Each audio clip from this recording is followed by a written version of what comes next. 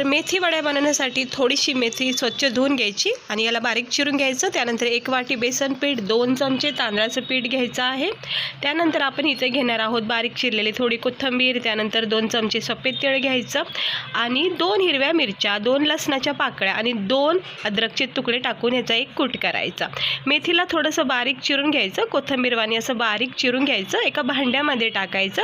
भांड्यामध्ये टाकून झालं की त्याच्यामध्ये अद्रक, लसूण, मिरचीचा जो कूट केला आहे तो टाकायचा, 2 चमचे सफेद तीळ टाकायचं, 2 चमचे तांदळाचं पीठ आणि बेसन पीठ टाकायचं, 1 चमचा जिरे, गरम मसाला, धना पावडर, थोड्या लाल मिरची पावडर टाकून चवीनुसार मीठ टाकून चांगलं चोळून घ्यायचं। थोडं थोडं पाणी टाकून असं पीठ मळून घ्यायचं।